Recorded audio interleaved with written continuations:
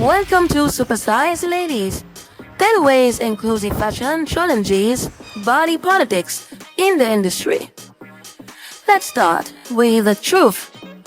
Fashion has long been complicit in reinforcing the ideal body. For over a century, fitness has been styled as status, exclusion framed as aspiration, and larger bodies keep firmly on the margins of the mainstream. But that story has been challenged, and for the past 16 years, the Curvy Fashionista has been right at the heart of that disruption.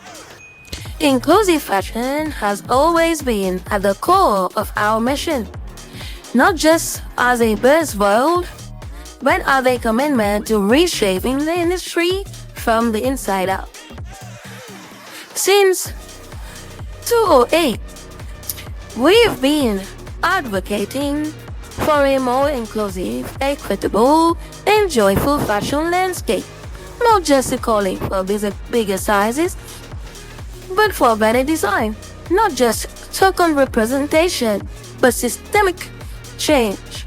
We've spotlighted plus size indie designers making magic with extended sizing, when the industry wouldn't listen.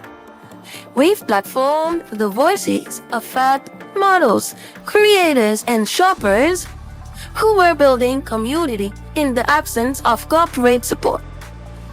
And we have held the industry accountable because inclusivity is not a moment, it's a mandate. In 2025, plus size fashion is still growing, but mostly online. In far many corners, far from the glossy runways in the store shelves of luxury fashion, yes, we've been seeing capsule collections, more plus models in companions, and a noticeable shift in digital visibility. The Olympic era has tried to shrink bodies back into acceptable norms, but it hasn't raised the demand.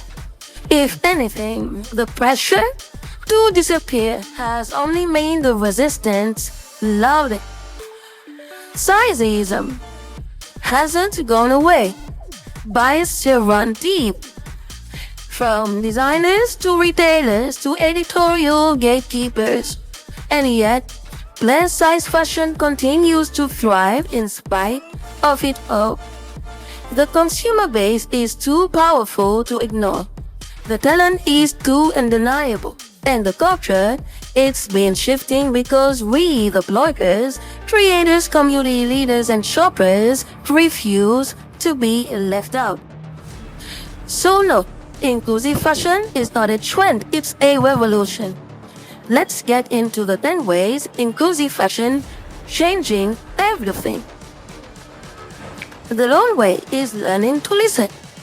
Every time a plus model steps onto a runway, it shakes up an old system.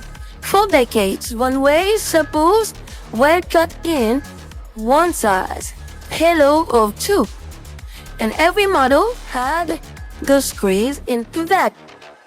But when designers cast visibility plus bodies, they have to make new suppos, and that, friends, is where structural change begins. Shows and numbers still aren't where they should be.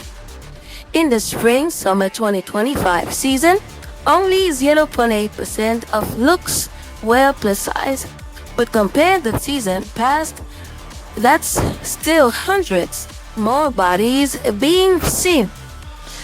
It's not enough, but it's something, and that visibility, it tells our community we exist, we belong, we deserve. Adaptive fashion is quietly reshaping the world. Adaptive fashion isn't new, but it's finally taken seriously by major brands. And here's the thing. What helps one community often helps others. Adaptive fashion has normalized things like magnetic closures, adjustable fit, and inclusive design principles. And plus-size shoppers that not more comfort, more flexibility, and more innovation. The adaptive clothing market is projected to hit 32 billion by 2032. That's not niche, that's proof that inclusive design has commercial value and staying power. Extended sizing is moving from fringe to force. Where side iron brands can't stop it XL and call it inclusive.